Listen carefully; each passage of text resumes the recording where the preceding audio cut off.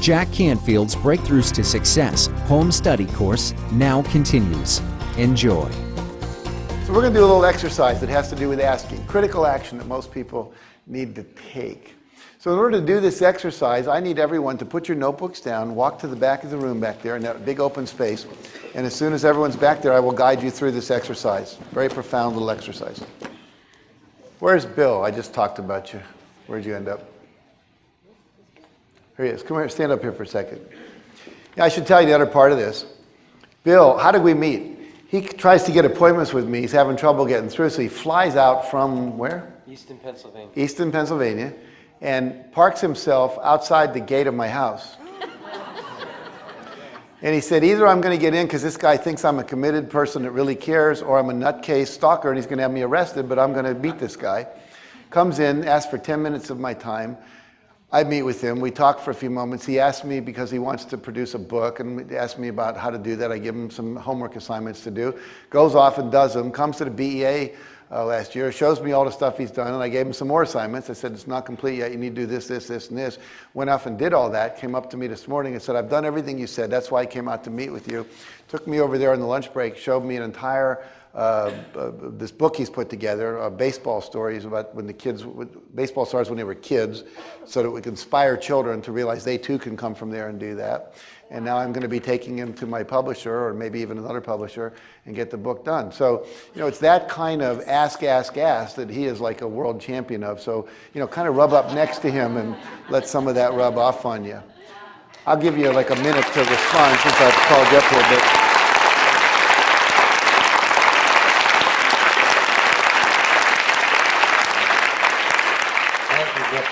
All that effort is worth standing on this chair and you believe in it. Yeah, see where it got you. Yeah. Well, in actuality, I got to his secretary, and she was grilling me, saying, why are you here? And I said, you can call my school district.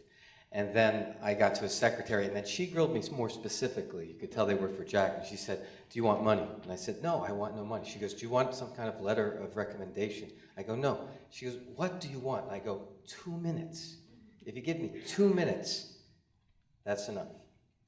And that 2 minutes turned into? Well, my first 5 seconds, I said, Jack, you've got to sit down. I've got about 115 seconds left, and I got a lot to tell you. And you laughed. Yeah, he was there for quite a while. It was great. All right, give him a hand. Thanks, Bill.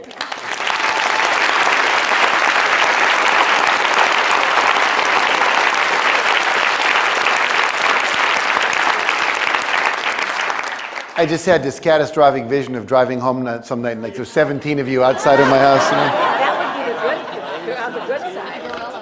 All right, so here's what we're going to do. This is an exercise in asking, and you can use all the room up here and even up to the back of the chairs when we start this exercise.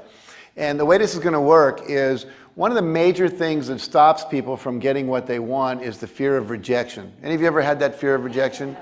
Yeah. I was doing a workshop for a company called Solar Optical Company. I was their sales kind of motivational speaker for one of their conferences down in San Diego. And they have 50% of the market of eyeglass lenses in America. So half of you are wearing their product right now. And I was the first outside speaker they'd ever brought in because they figured they didn't really need outside speakers because they had 50% of the market. But what happens was they finally did bring me in, and I asked people before I went on to speak, I said, you know who the top 5 people in the company are in sales? Everyone, oh yeah, Bob, Joe, Margaret, Jean. Everyone knew. So I said to the group, how many of you know who the top 5 people in sales in the company are? Everyone knew. And it wasn't like they were 10% better. It was like 200, 400, 500% more sales than the people down, you know, even the 6th, 7th, and 8th person. So I said, how many of you have ever gone up and asked them what it is they do different that allows them to be the top 5 and not you? 350 people in the room. Not one person raised their hand. I said, isn't this amazing? Everyone knows where the information is. Nobody asks. Why not? And they said, fear. I said, fear of what? They said, fear of rejection. Now I'm going to contend to you, rejection doesn't really exist. It's a concept, it's not a reality. If I ask Larry to have dinner with me tonight and he says no, I didn't have anyone to eat dinner with before I asked Larry. I don't have anyone to eat dinner with after I asked Larry. My life didn't get worse. Marcia Martin once said in a seminar I was with her, she said, you know, if you apply to Harvard and you don't get in, you weren't in Harvard before you applied, you're not in Harvard after you applied. And most of you have spent your whole life not going to Harvard. So you know how to handle that, right?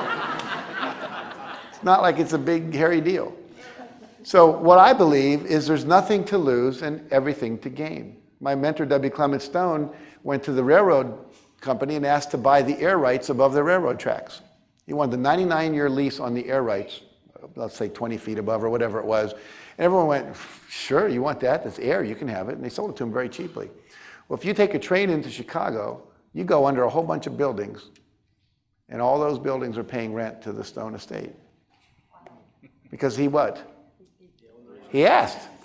All they could do is say what? No. No. So I want you to get over your fear of rejection. And the way we're going to do this is have you get rejected so many times you don't care anymore. Does that sound exciting or what? No, it's actually a little more fun than that. So what's going to happen is in a moment I'm going to ask you to close your eyes and think about something you could get that you could really get by asking from another person. And I'd like you to think about something perhaps that you could get that would help you further one of your goals, your vision, your dream, your purpose, whatever it might be. Doesn't have to be, but it would be helpful. Something that a person could actually give you. It might be a loan, it might be to mentor you, it might be to come work for you as a volunteer, it might be to babysit one night a week so you could focus on your business, it might be to let you use their vacation home when they're not there for a month so you could go write your book. It could be anything at all that you want to ask for. It could be as simple as a massage, whatever. Now, when you go to ask for that, the people that you're asking are going to say one of two answers, yes or no. Now, every one of you is going to be asked, so I'm going to tell you how you know whether to say yes or no. You are going to keep track. You can use your fingers, whatever you want to do. You're going to give out 9 no's. So Kimberly Redder comes up and asks me for something, and I say no. And I've given away 1 no. And then Bill comes up and asks for me something. I say no. I've given away 2. Arun comes up and asks me for something. I say no. I've given away 3. Catherine asks me for something. I say no. I've given away 4. Peggy asks me. I keep doing that. Now, in the 10th person, no matter who it is or what they ask for, I'm going to say yes. Okay? Now, the 11th person that comes up, I'm going to say no. 12th person, no. 13th person, no. Again, doing no, no, no, no until number 20. Okay? And then again, I'll do no, no, no, no, no, no, no until 30. So you're going to keep count. Every 10th person that asks you for something, you'll say yes. Right? You're asking at the same time. You're asking at the same time. So I would come up to you, I'd ask you for something, you'd say no. You'd ask me for something, I'd say no. On we move. But eventually, some of you are going to get some what? Yes. Yeses. Good. So it's a numbers game. So what I want you to do is to make sure we're all clear now. You keep track of the no's you give, not the no's you get. Is everyone clear about that? Okay. So if you give a no, you've given 1 no, then you've given 2 no's, then you've given 3. But the 10th person asks you, doesn't matter what they ask for, you don't have to deliver. This is just an exercise. Okay? So if they ask you for a $10,000 loan and you say yes, you do not have to pony up tomorrow for the $10,000. You keep asking for the same thing? Yeah, you keep asking for the same thing until you get it. Once you've gotten that, you have to ask for something else. So I'm going to ask you to think of, I'll ask you to think of 2 or 3 things you want to ask for. And then you'll go from one till you get it. And if you get that, you can ask for another thing and so forth. So what are you going to say on the 10th request? Yes. The 20th request? Yes. The 15th request? No. You got it, okay. So you're keeping track. Something that's helpful when there's this many people is it's hard to know who's available. So as soon as you're with someone, let's say I'm with Kimberly and I ask her for something, I say no, she asks me, I say no. I turn away from her. If there isn't someone immediately right there looking at you as your next partner, just raise your hand, as we've been doing, and then find someone else with their hand up. That'll make it move quicker, okay? So get to as many people as you can. Which part? From the beginning. Okay. The last part I just said is, let's say I ask Mary here for something and she says no and I say no. Now I turn, there's Larry. We're right there. We're now asking each other. But let's say I turn and everyone else is busy. I can't see anyone. I'm going to raise my arm and look around for another hand that's up. That way it'll facilitate people finding each other faster. Any other questions? Yes? Is this like we're pairing off and each ask the other the question, or is there some that are askers and some are answers? No, you're going to just mill around like you're at a cocktail party. and I'm going to come up to someone and say, would you loan me $100,000 so I can build my retreat center in Maui? She says no, and then she asks me for what? I'll ask you back at the same She's going to ask me back for something. I'm going to say no, or she says, and I'm going to turn to find someone else. We want to get to as many people as we can. Just a milling around cocktail party type thing. Same question, right? Same question until you get a yes. Once you've gotten a yes, you'll change to something else you're asking for. Okay? Any other questions of clarification? No. Hang on. Adolfo. Shh. Adolfo? Anything you want that you could ask another human being for that they could actually give you. You're making a request for something that someone could give to you. So I might come up to you and say, Adolfo, if I come to Spain, will you be my guide? And if I'm the third person to come up to you, you're going to say no. And then you're going to ask me for something. You might say, will you give me $10,000 for my new foundation I'm creating? And I'll say no or yes or whatever. Got it? Okay?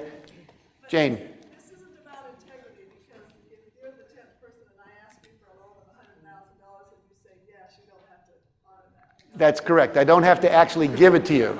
We're role playing here, okay? Now, if somebody asks you for something and you really want to give it to them, if they're the 7th person that asks you, you can't say yes, even though you want to. You can note that you're going to reach them on the break and tell them, hey, you know that thing you wanted for, I'll help you do that. But for the sake of the exercise, say no for now. Okay, you can always go back to them later. Any other last? Say no until 10. You can't say no any. You can't say yes anywhere near in that 10. Nope. You must wait until the 10th time. So the 10th, 20th, 30th, 40th, 50th. Got it? Okay. Any other questions? Yes, Shelley. Questions, though, are pertaining to our vision, The question is it pertaining to our vision or our goal? That would be best. Okay? Now remember that we have a person with a visual challenge here, so I would recommend that he raise his hand, Ivan, and then anytime the hand's up, you'll know that to go to him. So make sure he gets included as you're looking around in that area, okay? All right, here we go. Go ahead and begin. All right, now, is there anyone that has not yet gotten a yes? Raise your hand. Okay. Hang on. Turn to someone next to you, ask them for what you want, and whoever they ask, give them a yes. I want everyone to get a yes before we're done here. What I'd like you to do is to come, and I'm going to ask some of you to sit on the floor. Not everyone wants to, and that's fine. But those of you who want or willing, kind of come around me like it's story time. And the ones who don't want to sit on the floor, stand on the edge, okay? And you can come behind me as well here.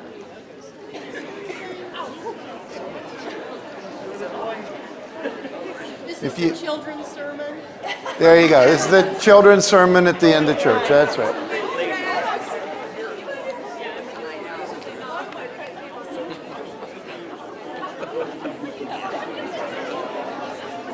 Okay. And if standing's a challenge, you can always go pull up a chair over here, but we won't be here that long. So what I want to do is hear from a few people what you learned playing that exercise. What did you become aware of? What did you notice? What was the aha or learning experiences? And we'll just talk. I guess we'll need a mic because we are recording this. So do we have a mic? I'll work with it here. So let's give it to Zach first, and then I'll tell you who to give it to next. There you go. I noticed a lot of people don't want to give me money for a tattoo shop. What I noticed is everyone was pretty cool about it, and it didn't seem like a big pain in the ass to just ask. And it wasn't a big hurt for me to hear no. Like, it was just kind of like, all right, well, no big deal. Mm-hmm. It can still be cool. Good. All right. Let's turn around, Zach, and give it to Ivan right behind you. I was pretty surprised, but I actually found that all the no's in a row actually kind of made me feel stronger and more motivated to ask and come up with new ways of asking, new ways of making things appeal to the people I was asking. Okay, great. Let's give it to Ken here. What I found was, even after I got a no, it was still nice to maybe chat a little bit longer before I moved on. So I found I was sticking around too much, but it was. So you can still have a relationship. Okay. Still talk. Good. Right behind you. What I noticed, and I hope for the few of you I tried to guide, a lot of people aren't good at putting their specific request in a sentence or two. A ton of people asked me for money, but they weren't specific about why they wanted it. And it would have... It would have been great if they had said, I want it for an orphanage in whatever, instead of, can you loan me $100,000? So knowing what it's for would make it an Exactly. easier request to respond to. Very good. Right next to your left there. That's my right. Your other left. Oh, it is your right. It's my left. I'm sorry. I'm Pauline from Canada, and I'm still getting used to the one goal that I've made. And at about, I don't know, I think about 12 or 13 or 14 no's, I was starting to give up. I thought, oh, brother, you know, I'm not going to even get a no, or yes, I might not get one. And then right then I got a yes. So it was very exciting to get a yes after that. Good. And what did you learn from that? That I have to keep asking. Very good. And that it will come eventually. Yes, it will. Okay, thank you. Right in front, Catherine.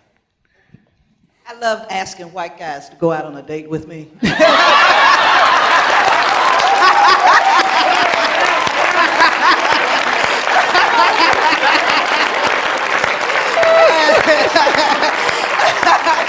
And even though I didn't get any yeses, I just had no emotional attachment to it. One yes. I did finally get a yes. Right. Made quite an impression, didn't you, Ken? Yes. Yes. My name is Leah Grant, and what I noticed is that when somebody gave me a really specific request that they were very excited about, I really didn't want to say no. I wanted to find a way to say yes to them. So specific and excited about made it one to respond. Okay, good. Good insight. Up here to Peggy. Well, I think I kind of cheated, but I was like the little rat wanting to push the lever, and so what I learned is when you know the rules of the game, you're more likely to succeed. So I started looking at people's fingers when they were on their last number. And sometimes I'd go up to somebody and they'd say, well, you already asked me. I said, well, you might have changed your mind. And then they said yes. No? Having my said yes took for a while, but once I got my first yes, I got a turbo, and then I got 6 yes. 6 in a row? 6? No, not in a row. But you did get 6? Yeah, total. I got to 6. Okay. Very good. This just shows that you need to ask. I came across a woman who is a feng shui consultant, and one of my visions is to become a feng shui consultant. Even though she said no, we ended up talking. And then another woman is a midlife crisis coach, and I'm going to write a book on midlife crisis. Good. So Good. So you're out there engaged. Things happen. Yeah. Jeff and then Jennifer. I learned that it's not about me personally. When somebody says no, you know, that shouldn't kill my self-esteem. It shouldn't make me stop asking. Just take it as no and go on. Exactly. Good point. Jennifer? I usually find it really difficult to say no, but after I said no the first few times, it became surprisingly easy. So you can learn about saying no as well as asking. Yes, right here. I learned something that I'd heard lots of times over and over again in my business, and it actually came out through this, was that instead of hearing no, you hear next. Yes. And that's a really good lesson. In fact, I teach that when the world says no, you say what? Yes. Yeah, good. Satyam? Sorry. What I realized, which was very good, is that here we can see that there are so many other possibilities. But out there, maybe we don't see that. We just have one person in front of us. And this is nothing compared to all the people in the world. That's and right. I also wanted to say that I lost count, and one of them asked, "Can I give you a hug?" And I said, "Yes." Let's go to the back for a moment. You can hold the microphone there. Just hold it. But we'll start with Terry in the back on the blue mic. Okay, is it on? Okay. Yep. I actually ask people for a living on a regular basis, but I noticed that even in this exercise here, when you're going up and you're asking to start with, the first few times, it's almost like having marbles in your mouth. but you get better at asking as you practice it. The more you ask, the easier it comes. It ends up rolling off your tongue. Yeah. It's very interesting. When I do radio, there's something called a radio satellite tour, where you sit in a studio and you talk to like maybe 30 or 40 radio stations over the course of 6 hours. Well, the first couple interviews, you know, you're warming up. It's usually 3 in the morning if you're in California talking to New York. By the 8th or 9th one, you're going, well, that story didn't work. That one did. Put that in, extend that, you know, and you just get better and better and better. By the end of the day, you've got it nailed. Who else back there? Yes. Hi, Jack. One of the things I did learn was, actually it reiterated, was what you did say was that we couldn't, we had to say no, and then for a certain amount of times, then say yes. But you didn't say if the person said no, we couldn't give them a business card, especially if we were interested. So I found out that it actually... So you guys had side deals going. Okay. Works for me. Yes, right here. I noticed how much fun it was to say yes. Yeah. Yeah, good. Yes. I noticed that it didn't matter how long my request was, they were either going to say yes or no. So it didn't help build small talk, none of that stuff. It was just get on to the next person, kind of like what Sarah said. So my first couple of requests were long, but after that I was like, no? Okay, go. And I found that I gave 27 no's and only got 1 yes, so I was moving. Okay, very good. Hetty? I'm Hetty, and I noticed that some people were really, really nice about saying no, and said they wish you could help me at a future time, and other people just said no.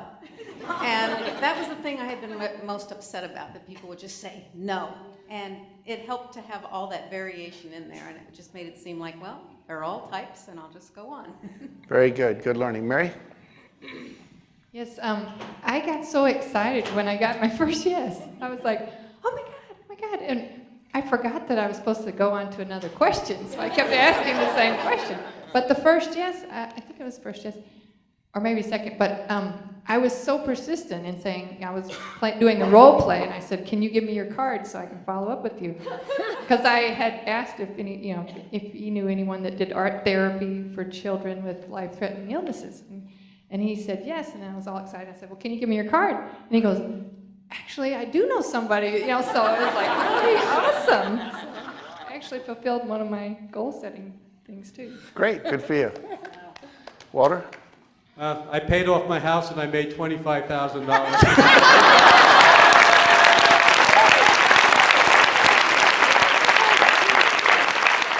Not a bad seminar, okay. Yes, Mike. I noticed that at times almost a sense of desperation of some people who were asking for whatever it is that they wanted. And how did that affect you? I wanted to do something more than I could because of the rules of the game, and but I don't know, as feedback on the other side, I don't know if it was for real, if I would, even if I wanted to help them, I would sense that, well, if you're that desperate, maybe there's something wrong with what it is that you're asking for. I understand as that. a negative. Yeah, sometimes feeling. it can have a negative impact, right? Okay, let's give it to Tomas on your right. Finally got that right. It occurred to me after asking 3 or 4 times that it pays to be gracious when they say no, because I might come around and ask them again, and they might be in the position to say yes. Very good. Did anyone ask the same person over and over and over and over? Yeah. In other words, you could stand in front of someone and say, would you give me $1? No. Would you give me $1? No. Would you give me $1? No. Would you give me $1? Eventually, what do they have to say? Yes. Who does that really well in life? Kids. Yeah, yeah. But the point underneath that that's really, I think, valuable is you can go back to the same people or organizations again. Just because you asked them once doesn't mean you can't ask them 6 months later, the next year, the next funding cycle, the next whatever. Next budget, yeah. We had a woman that took the seminar down in LA a number of years ago, and she left. She ran a school for emotionally disturbed children, and she was in a bank. And I teach this phrase about what to do when you're afraid to ask. I'll teach it to you right now. So if you're thinking about asking and you start to have like those considerations and fears come up, here's what I want you to do out there in the world. So I learned this from a very wise person, and you have to make a little mudra like this with your hands. And so here's what you do. You repeat after me. Ready? Oh, what the heck?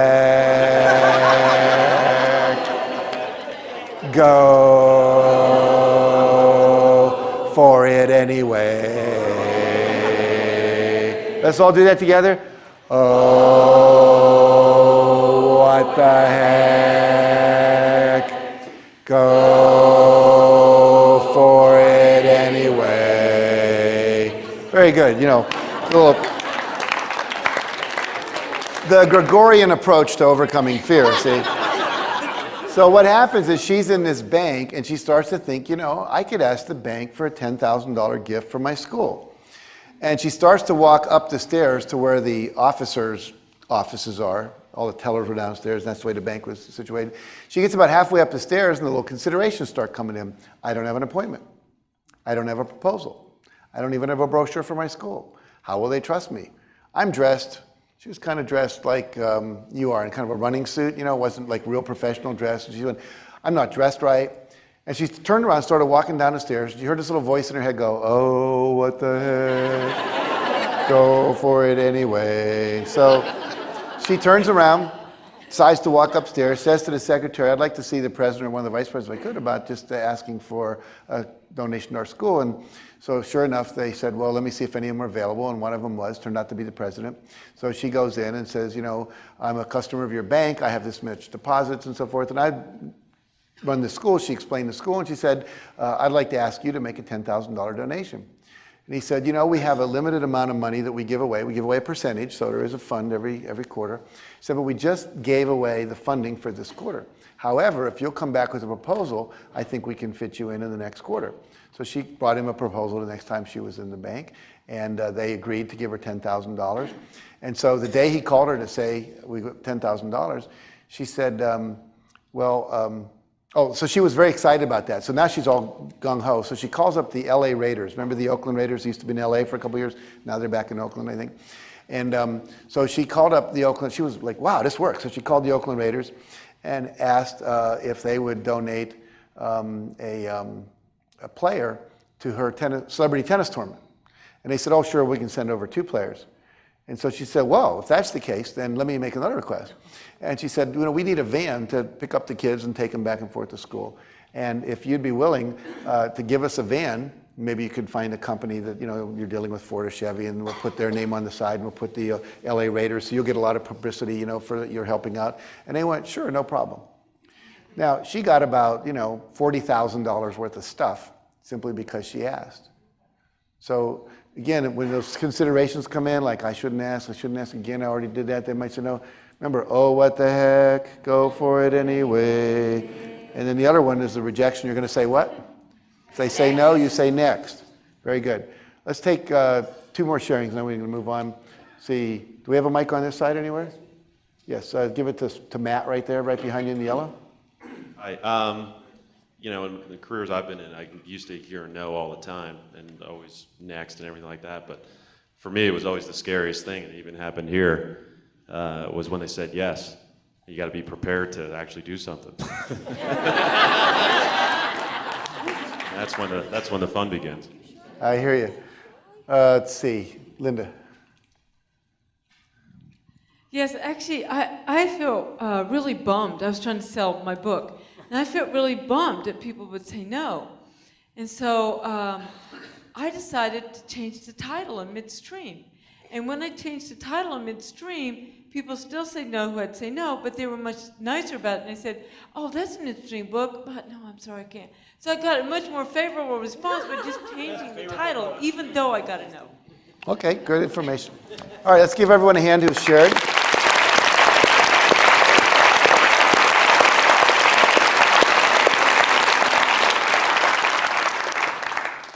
Okay, we're going to do one more exercise, and it'll be in this part of the room, but we have to do a couple things to get ready for it, so it'll be, we're able to do it correctly. And the way this is going to work, in a few moments, after I give you all the instructions on this, what we're going to do is we're going to get up, and we're going to go and take our shoes off and put them somewhere to the side of the room. You can put them back where your chair was, you can put them on the side. If you're wearing glasses, I want you to take the glasses off, put them somewhere where you'll feel safe, they're not going to get stepped on, like in your shoe or on your chair. I'm going to ask you to take your name tags off, and you can put those with all of your stuff as well, and we'll hand those in at the end.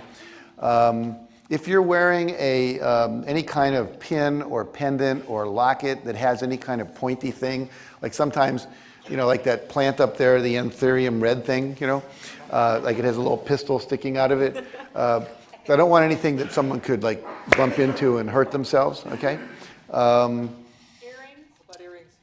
I think earrings are fine, but if you want to take them off, you can feel free to do that. I don't think that's going to be an issue. I'm more interested in things that are like, that would impale you than things that are going to get pulled, okay? But you can do that as well if you'd prefer. And then you're going to come back, and we'll move these chairs out of the middle. So our playing field will be basically from the back of the chairs over to the sound table, to the back of the wall, to their tables, and just literally sit down somewhere. And again, if it's an issue to sit, you can pull up a chair on the periphery, okay? And then as soon as we've got all that, I'm going to walk you through this last exercise. You guys want to do something really cool? Here, this is one of the coolest things I've ever learned to do. And we'll just do it for a few minutes because we really have to get through this next exercise on time. But just to show you how fun life can be, I want you all to close your eyes. And in a moment, and we'll do this for maybe 3 minutes, and I'll tell you when to stop. I'll come on over to Mike. But what we're going to do in a moment is we're all going to start laughing. And at first, it'll just be forcing it, ha ha ha, whatever. And we'll just keep doing that. And, do this in memory of Hale, okay? Or we will dedicate this to Hale. But for this to work, you have to keep your eyes closed, okay? Keep your eyes closed the entire time. There's a real temptation to want to look. It's more powerful if you don't. And so on the count of 3, we're just going to laugh. And we have as much repressed laughter as we have repressed anger and all those other things. So we'll just see what happens here. This can be very interesting. So, yes. This is not why we took off our shoes. That's coming later. That's another surprise. Okay, here we go on the 3. At the count of 3, laugh really loud. Here we go. 1, 2, 3.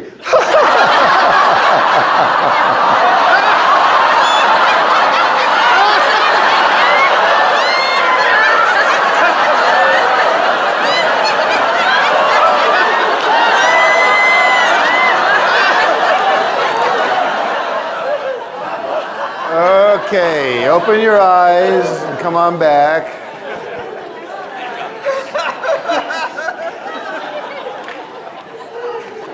All right. We're going to do this really cool exercise in the advanced training. I'll tell you what we can do that'll be helpful because we need to refocus the energy, and I don't think just sitting here is going to work. So I'll do something I was going to do tomorrow with today. So create a little like parting of the Red Sea right here. Just give me enough room to walk like a little aisle. And then, there you go. And we'll talk for a few minutes. I'll demonstrate something. We'll get our energy back, and then we'll do this other exercise. We've still got plenty of time for it. So what happens is that when we take actions, and we're focusing on action now, action, taking action, etc., asking and all that. The actions don't necessarily always work. They don't always get us what we want. And so I want to demonstrate the importance of feedback. There's 2 kinds of feedback in life. What would they be? Positive and negative. Okay, there's 2 other kinds of feedback, 2 other ways we distinguish internal and external. So if I get a headache, that might be internal feedback that I'm not liking something or I've eaten something bad. External feedback might be someone coming up and saying, great job, way to go, give me a hug. Or external feedback might be I open a store and nobody comes. That would be external feedback. Internal feedback is I come home at the end of the day and I'm just exhausted and I hate my job. That's internal feedback. And so there's positive and negative. Which do you prefer, positive or negative? Okay. So we prefer positive, but have you ever had negative feedback that was valuable? Yes. Yeah, it can be. And so I want to show us, I believe that one of the real keys to success is both soliciting feedback, asking for it, and responding to it. So most people don't ask for feedback. Why? Afraid of what they're going to hear. They don't want to hear bad stuff, so don't ask at all. But when you don't get feedback, you can't what? Improve or get better. And so what happens is, I love that Ken Blanchard had a phrase, feedback is the breakfast of champions. In other words, people that are successful solicit feedback, they ask for feedback, and then they respond to the feedback. You know, we ask you for feedback at the end. We'll have an evaluation form. Many of you have been offering unsolicited feedback. You know, it might work better if we did this, that, and the other thing. It's all very valuable. Now, I want to show you, demonstrate to you some of the ways that don't work in terms of dealing with feedback, and see if any of these relate to anything you've ever done, okay? So in order to have this, I need a goal, and I want someone that would represent my goal. So, okay, good, stand up. And step in front of her so I won't walk over and get to you. So you're my goal, and I want to get to you. However, I don't always know if I'm on track. So what my goal here is going to do is give me feedback. Anytime I'm walking directly toward you, I want you to say on course, on course, on course, like a radar, just constant, constant, constant. If I even go 5 degrees off, you're going to say off course, until I'm back on course. Okay? And that will give me valuable feedback in terms of getting to you. So we'll start about here. And are you ready? Yes. Okay, let's begin. On course. On course. On course. On course. On course. On course. Going very slowly, but on course. Notice he's hesitating. I'm not getting a steady stream of feedback. Why is that? I'm not moving. So this is lesson number 1. If you want to get feedback, you have to what? Do something. Okay. All right. So lesson number 1. Okay, here we go. Let's do it again. Ready? On course. On course. On course. Off course. On course. On course. Off course. Off course. Off course. Off course. Off course. Off. On course. On course. On course. Off course. Off course. On course. On course. Off course. Off course. Off course. Off course. Off. On course. On course. On. Off course. On course. Off course. On course. Off course. On course. Now, did I get here?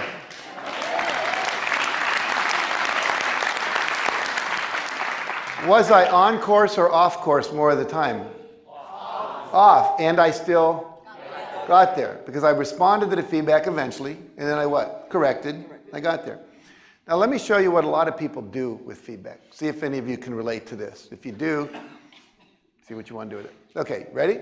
Here's one way of dealing with feedback that's not real valuable. Ready? Go.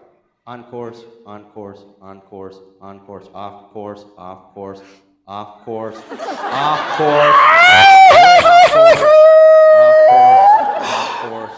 It's too hard. It's too hard. I can't take all this negative feedback. Of course. Have any of you ever seen someone do that?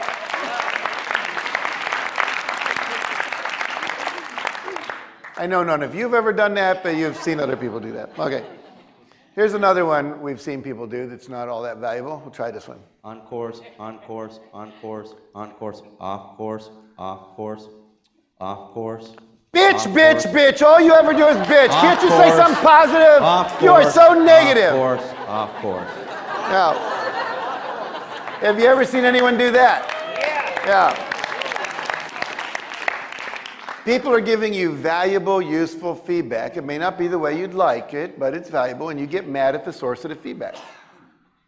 Doesn't work very well. What often happens to the feedback when you do that? Stops, goes away. Sometimes it escalates, you know, whatever. Not real helpful. Here's what my dad, this was his favorite way of dealing with feedback. You ready? On course, on course, off course, off course, off course. Right? And his phrase was my way or the highway, you know, that whole thing, I'm right, you're wrong, I'd rather be right than happy. 3 marriages, 4 children, most of whom don't want to talk to him. And he bankrupted 2 businesses because he would never listen to any feedback. He was too interested in doing it his way. So you have to be willing to listen to feedback. Now, is all feedback correct?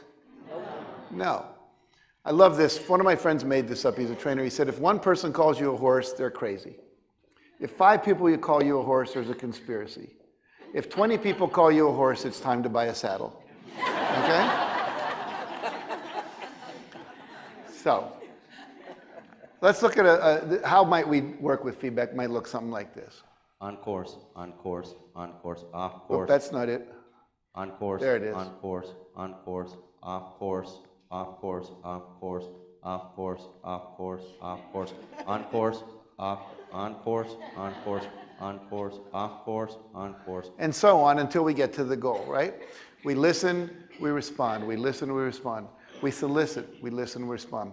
Tomorrow, I will share with you what I think is one of the most profound asking for feedback tools. And it's in my book. I'll put it up on the board so you can see it. But I'll just mention it now, which is to ask the question of other people you do business with, your employees, your spouse, your kids, your clients, etc. On a scale of 1 to 10, how would you rate the quality of our experience this past week, my service, my workshop, my product, whatever it might be? Anything less than a 10 gets a follow-up question. What would it take to make it a 10? That one simple tool is so profoundly powerful. Most people ask for a grade, you give them a 6. Ever do a hotel, rate our service? 6. What do they know? Nothing. They just know you weren't happy. What would it take to make it a 10? You know, deliver the paper when you say you will. If you're going to say room service is 30 minutes, do it in 30 minutes. Wake up call happens, you know, whatever it might be. Now they have specific feedback. So feedback is very, very, very, very powerful. And what we often do is we cave in, we get angry, we take it personally, and then we don't ask anymore. In fact, when people say, can I offer you some feedback? No, you know, get away. So we want to ask. All right, so, question or comment? My company does one that didn't show. But Your company does one that didn't show? Oh, good, I'm always interested in learning. walk towards him, now go off course, stop, go back to the beginning. Ah. Try again. Stop, go back to the beginning. Very, very frustrating. Start over, no corrective feedback. The whole thing, start over. Scrap the whole thing, start over, yeah, exactly. So we want feedback see, I look at feedback as directional and correctional. I never say, here's where you screwed up. This is just called, this didn't work. You know, what would work? Either I know or someone knows or we don't know, and then we'll just experiment. Was there another hand? Yes, down here first. No, I just had it explained to me once. I had it explained to me once. Blue one. I'm telling the sound system, blue mic. There you go. No, this similar exercise explained to me once was ready, fire, aim. Yes. You know, just go. Yes, exactly. Some people are aiming for so long they never move. That's like when if I'm aim, no feedback. If I fire and I'm off course by a foot to the right, now I know, move to the left. If I fire again, I'm too far to the left, move a little more to the circle, the middle. And that is the idea. Just get started. We talked about that earlier. Just jump in, get in the river. Yes? What if the feedback is wrong? For example, you go on the track and say off, and then when you go off, I said on. So the question is, what if the feedback is wrong? There will be feedback that's incorrect, unuseful. Some feedback is just a person's own personal opinion that's not correct. You know, we get feedback like you're an idiot. You know, well, that's not real useful. You know, feedback that says when you do X, I feel Y, or when you do this, it makes me, I get angry, or when you do that, I don't feel like talking to you. That's more useful feedback, so it's specific. But you have to discern. That's why I said if one person calls you a horse, they may just be crazy. You know, we look to see, and also look at the source of the feedback. If Emerald or Julia Child or Wolfgang Puck tells me I ought to put more garlic in my soup, you know, I'm talking to some experts here. They might know, you know. If it's my son, who's 14, who couldn't cook to save his life, you know, I might not take it quite as seriously. So there's a lot of things you have to look at with feedback. But basically, you at least want to get some patterns, start looking in your life. What is the feedback, okay? All right, one last thing, and then we need to move on. I was just going to say, this is what I used to get my trip sponsored here, was these principles in the book. I asked, and put my proposal together, and then I went to the top and did what the other gentleman did. I kind of camped out, and they don't like it when you handcuff to their desk, but anyway, I'm kidding. But I kept asking, I said, what can I change about this? And I went to Wendy's, and they said, no, we won't sponsor you, but do this. So I went to the Limited, and they said, no, we won't sponsor you, but do this. So I went to Nationwide Insurance, and they said, no, we won't sponsor you, but do this, and you need to go to a little smaller company that you can be a little more personal with. And the first investment firm in North Carolina I went to sponsored me to be here. And they just, it was just all, everybody was Kept kind getting directional and Yeah. correctional feedback, exactly. Yeah. Very good. And I was amazed, because it worked. You're here. It was Okay. amazing. Yeah. All right. You have the mic. Okay, very good. So now what we're going to do is fill in the Red Sea here again. Now that we're behaving. Now that you're sane again. All right. So go ahead and close your eyes. And this exercise is going to be a closed eye process. And we're going to ask that you keep your eyes closed for the entire time we do this, which will last about, 12, 15 minutes maybe. And if you have contact lenses in and you need to blink every once in a while to wash your lenses, put your hands over your eyes and then do that open close thing so you don't see anything. You will rob yourself of any valuable learnings if you look. So the more you play by the rules here, the more value you're going to get from the exercise. And we can bring the lights down just a little bit, not a lot, but a little, just so it's easier to kind of be inside ourselves. Good. That's good right there. And what's going to happen in a few moments is I'm going to ask you to stand up, or if you're sitting, stand up from the chair, or if you're standing already, you can remain standing at that point. And then I'm going to ask you to mill around with your eyes closed. Now, this is a non-verbal exercise. By that I mean you may not talk during this exercise, no words. You will rob yourself and other people of the experience and the powerful learning that's available in this exercise if you speak.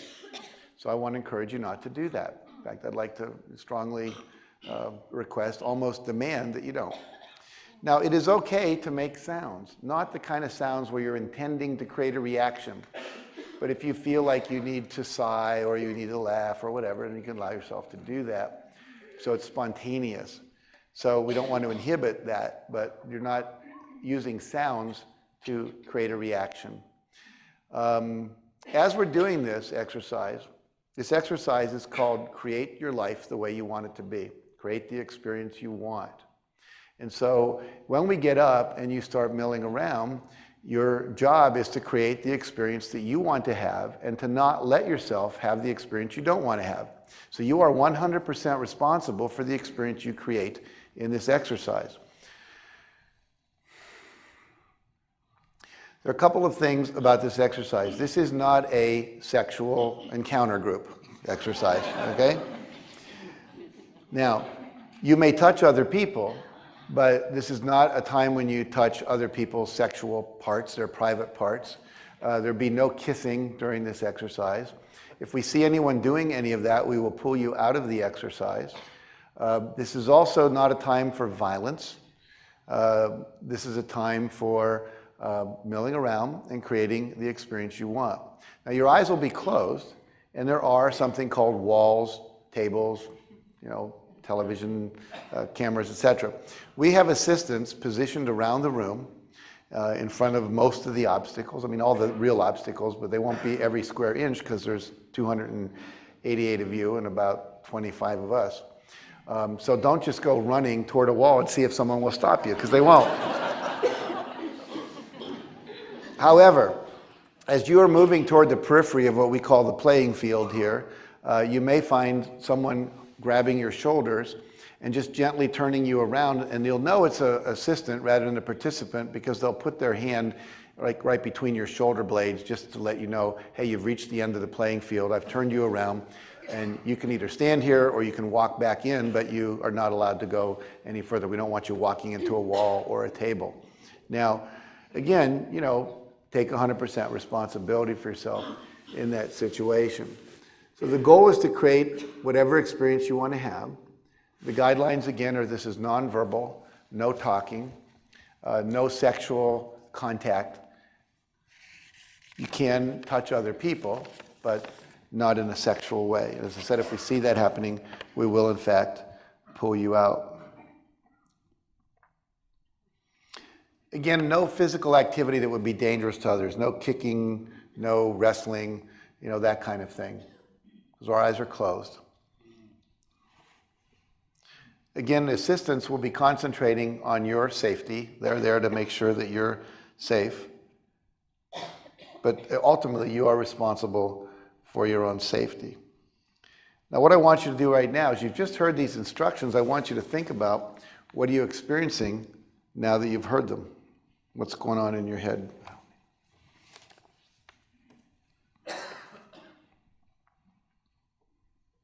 Now, this is not an exercise. I've got to explain this very carefully. This is not an exercise that you can't participate in. You can participate by being on the periphery and not participating, but that's how you're participating. What you're not allowed to do is sit and watch other people. So there will be no one in this room with their eyes open other than the assistants.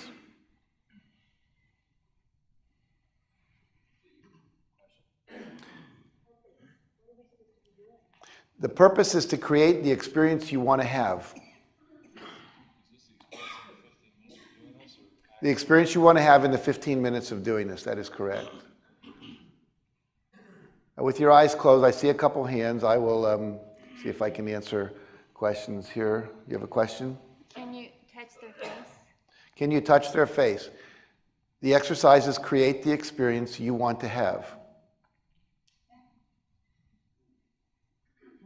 I see another question. You've got sunglasses on and a brown top. Go ahead and ask the question. Yes, I mean, we close our eyes, but what if we touch that person, certain parts that we're not supposed to touch by mistake? Then you'll experience whatever that is.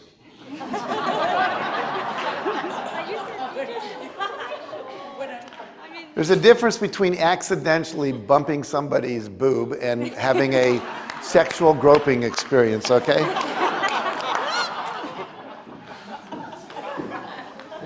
All right. So again, the purpose of the exercise is to create the experience you want to have, and the other part of that is don't let anything happen to you that you don't want to have happen to you. It's your responsibility. There's a lot of powerful learning that can come from this. It comes from doing it. Okay, so with your eyes closed and keeping them closed, remembering we'll do our best to keep you safe, don't do anything silly. And we will pull you out if we see anyone doing what we would call intentional sexual contact. And go ahead and begin to create the experience you would like to have. And if you're in contact with somebody, just step back and be by yourself for just a second. Once again, just look inside. What experience have you created for yourself this time? In a moment, I'll be asking you to open your eyes. And when I do, you can go ahead and just take a seat on the floor, or you can get on the periphery, pull up a chair or stand, whatever is most comfortable for you. And when you do, just take a look around, see who you've been playing with there. And then go ahead and take a seat. So go ahead and open your eyes.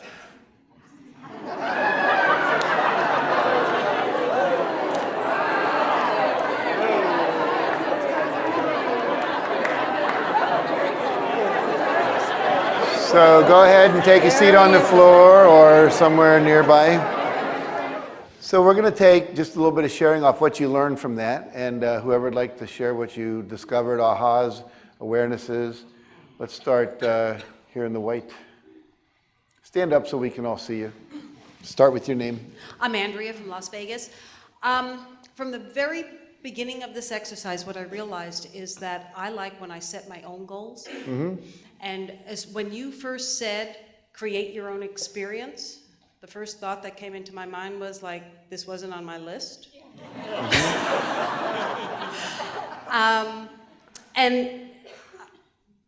Then I could enjoy parts of it a lot, and I liked it when you then gave some instruction. I loved touching people, but I was really paranoid of touching the wrong parts of people. So I found myself walking like this, which I would not normally walk, but I wanted to make sure my hands were far enough up.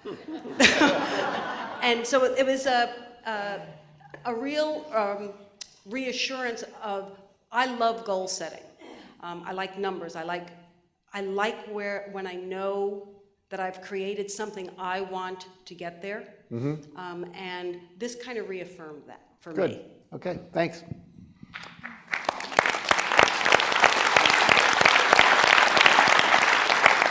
Hi, my name is Vicki, and for me it was freaky because the more frenzied people got, the more I wanted to get away. And then the second time I got more involved, but I kind of chose people that I trusted certain people for some reason, and I would hug them or hold their hands or whatever. But for the most part, I kind of stuck to myself and kind of got involved when I felt like it. But it was freaky. Like I said, the more frenzied it got, the more freaked out I got. It's like, oh my God, you know. So I tried to get away, and there was like nowhere to get away. They were like closing in. So what did you do when you felt that you were being closed in upon? I tried to just ground myself for a minute and just tried to, you know, instead of trying to go like jump in the big pile, you know, I just kind of tried to find something that was comforting around me and just tried to find something stable to hang on to. So you were working at creating what you wanted to experience? Yeah. Okay, good.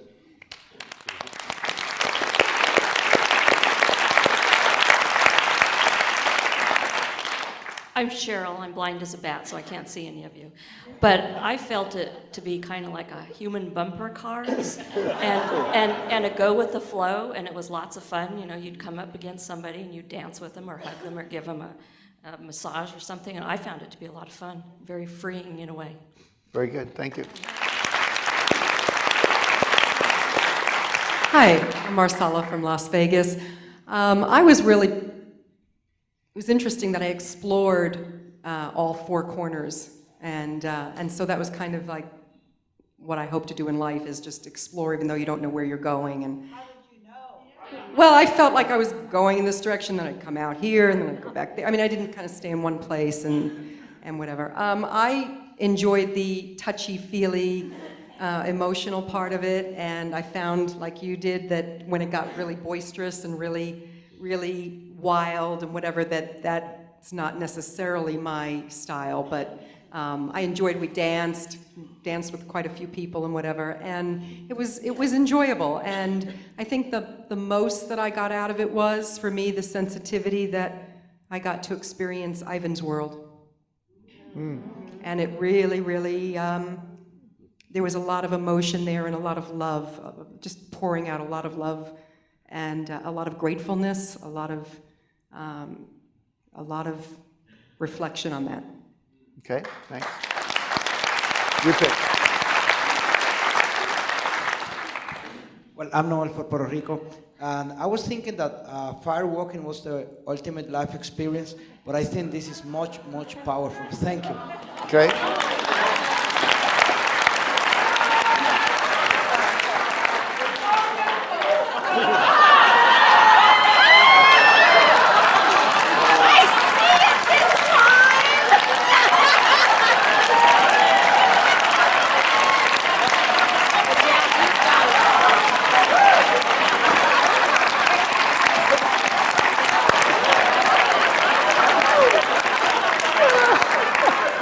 Very hard act to follow. I learned my lesson very early, and after I stood up and took my first step, I got slugged in the nose. So I decided there's safety in numbers.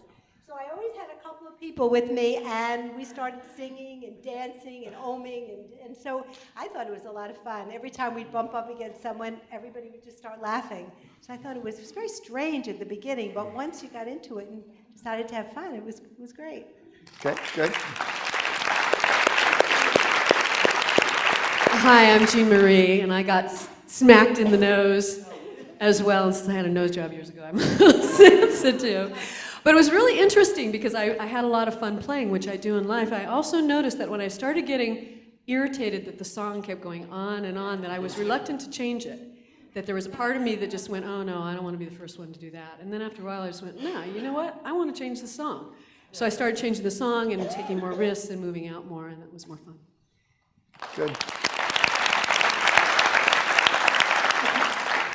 Hi, I'm Sochi from LA.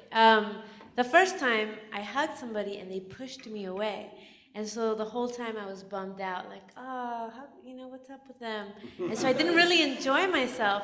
But then when you gave us a second opportunity to do it how we really wanted, I just didn't care. I realized, like, why am I going to care about somebody that pushed me away? It's their own drama or whatever that they have to deal with. So I just played and had the best time.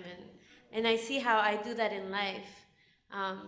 If I feel rejection, then I get sad and I don't enjoy my process. And this was a great exercise. Thank you. Good learning. Thanks. Hi, it's Terry again. You guys are probably getting tired of this, but when I started out doing this, I started giving massages to people, and I found that what I gave out came back, except for 2 examples. The person took it and walked on, and I thought, oh, that's pretty neat. That happens in life a lot.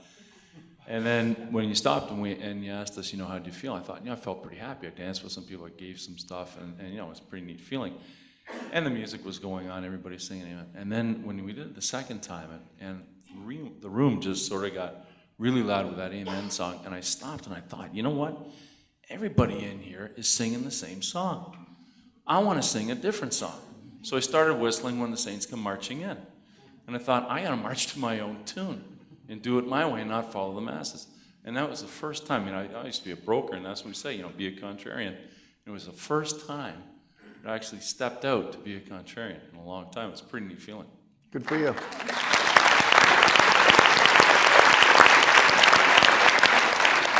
Well, my name's Joanne, and I was one of those ones in the masses, trying to lead the masses, and I'm with a contrarian, so that's very interesting. Although we found each other in the dark at the very end. We were the last 2 to connect.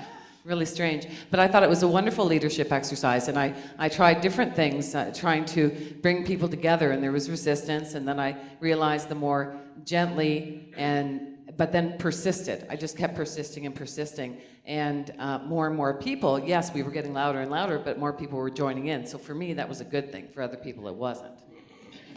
Okay.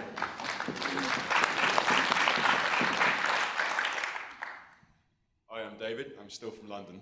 I was just glad to make it through to the end.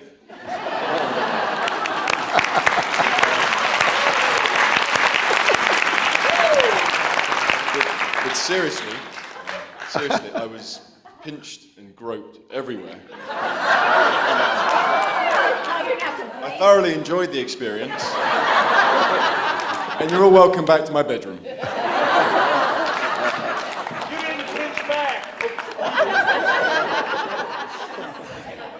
Stand up, Adolfo, so we can see you. At least kneel up. Hello, so I am Adolfo from Spain. At first, because I had my world not really created, was a chaos. People all around, bumping for all the sides and so on. And then I decided, okay, I will, because it was a mess, okay, I will make my life I have. So, but I began to work, something like this. But the bumping, okay. So, people begin to, I'm sorry? Yeah, see? Keep going. Yeah. All right. Oh, no? Or did you? All right. Anyway, then, okay, I said, perhaps I'm not creating my own world, the world I want. So I said, I want to stay in a party. And suddenly, I don't know why, but in my mind, in my world, some people are whistling, some people, something. I said, oh, that is a good beginning. So I began to dance, and instantly, a real world, completely real, of a full party, like the ones we have in Spain, full of people, everyone singing, parties, and so on, and dancing, and it was amazing, incredible. It was really true. Okay, cool.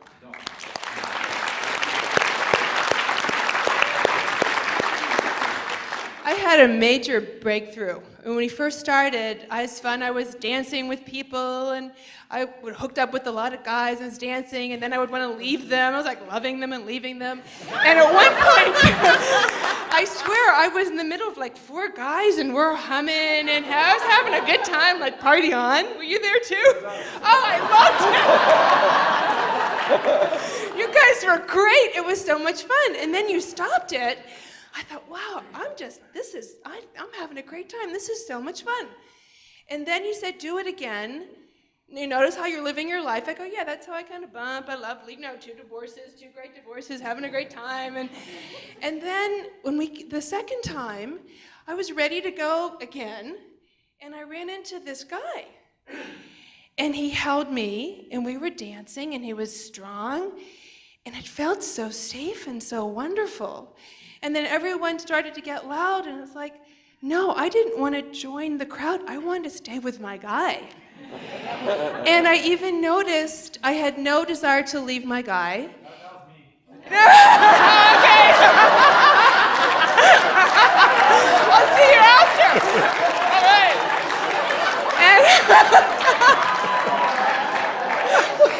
And it felt so comfortable and so good, and I felt empowered, and I noticed that I could sense that he didn't want to leave me either. And there were times that would get bumped, and he would like protect me. Like, well, this feels really good. So it was like a whole new life for me. Good for you. And here's my guy.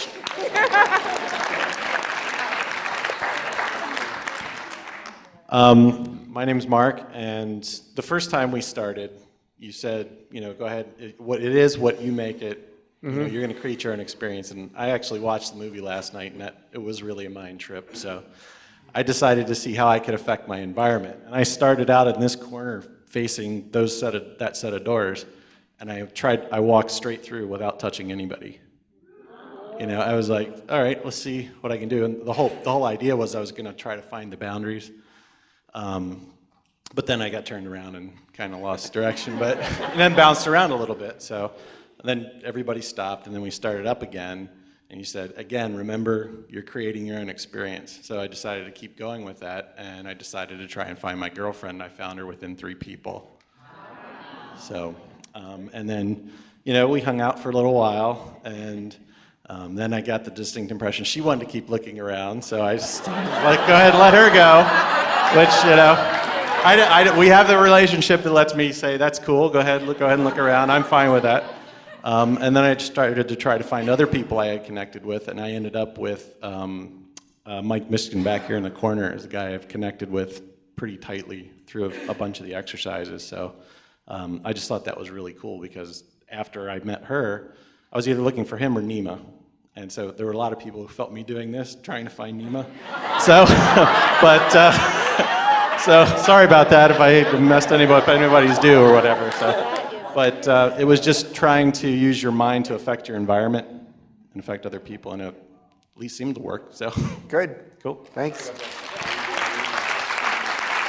Yeah, Reggie from Dallas, and I tell you what, this was a blast because we just went, David and I, and as one other person, we want to find out our 3 Musketeer. In that first one, we were going around and around the room and just dancing through everybody and just experiencing everybody. But I tell you what, I thought I was going to get kicked out because I was over there dirty dancing, I think somewhere back here with somebody. Whoever that was, can you meet me after dinner again so we can finish that up? So, but anyway, it was kind of a blast because there was a lot of, even though there were a lot of things going on, there was the songs, and you wanted to participate, so you kind of got in where it was, you kind of tucked in, and we experienced it and everything, and then we kind of went off and did our own thing and kind of went from, I presume, corner to corner, but just experiencing them along the way, each and every stop, and the people there, and people who come up, and you think you ended up in our little group there for a while, and that was great. So it was just that, microcosm in life in terms of going and experiencing people and what they have to offer and valuing them and what they have to offer in that moment in time, and then keeping it, you can go on your own path after that. So I appreciate the experience. Pass the mic. I'm Nancy This from is the last Wisconsin. share in the group, then you're going to pass the mic to me, but go ahead and finish. When I was in my 20s, I was a person that had all this spirit and all this energy, and the last 19 years or so, it's just kind of come out of me. And when I entered this exercise, I would have thought I'd be a person that I have become, which is a person who still struggles a lot with self-esteem. But you know what? I got into this, and from the get-go, that old person came back.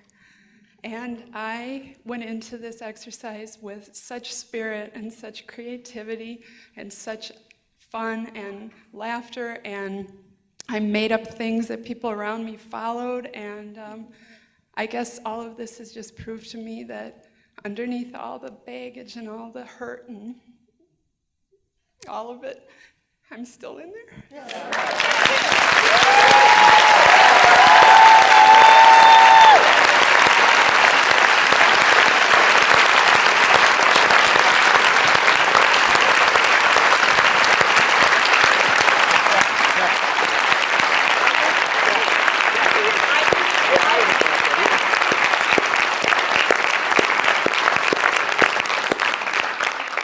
I'm going to take one more share from Ivan, because I want to hear his perspective. Do we have a mic? You can get him right there in the back. There you go.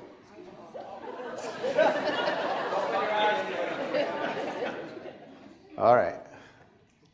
This is A blue mic. Go ahead, Ivan. all right. Well, I thought this was cool for a number of reasons.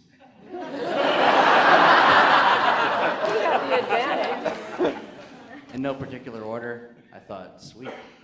Everybody else for a little while, even though it's kind of different because I've done this for a lot of years, gets to be blind. So that was going to be fun. The one thing that I noticed was, okay, well, this isn't any different for me, right, than any other day. Except for two things. One was that everybody else was unable to see where they were going, and I was.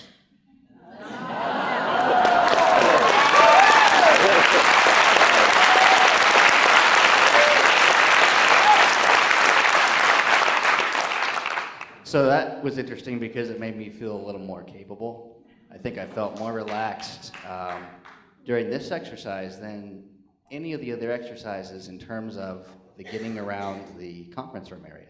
So that was an interesting just observation.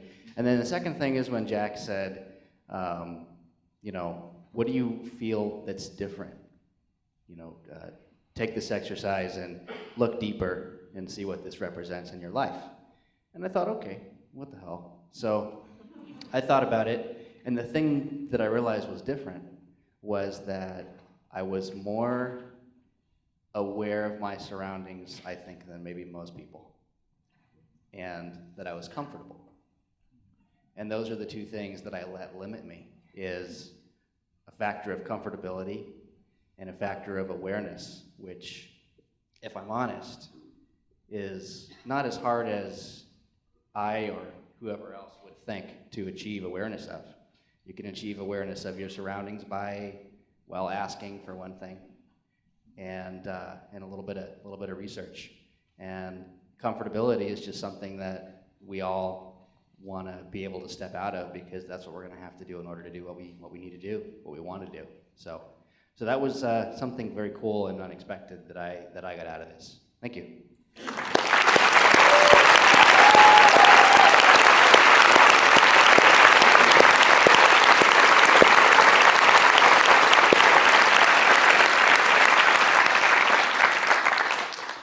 We have 3 homework things. They're simple. You know what 2 of them are. What are they? Appreciate someone and do the mirror exercise. The third one we talked about, you're going to be talking tomorrow, some of you in front of the whole group, most of you in front of smaller groups, doing your 3 to 4 minute speech about a childhood incident that was meaningful, in which you learned something important, meaningful. And so make sure you think about that. You don't have to have it memorized word for word, but you do need to have a sense of what you're going to talk about, so that you don't get up there and go, I don't know what I'm going to talk about.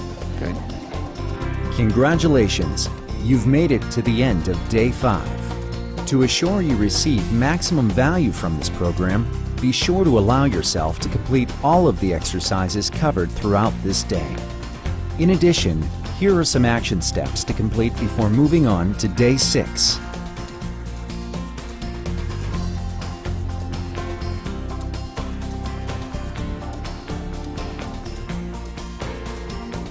You have reached the end of this disc, but there's more.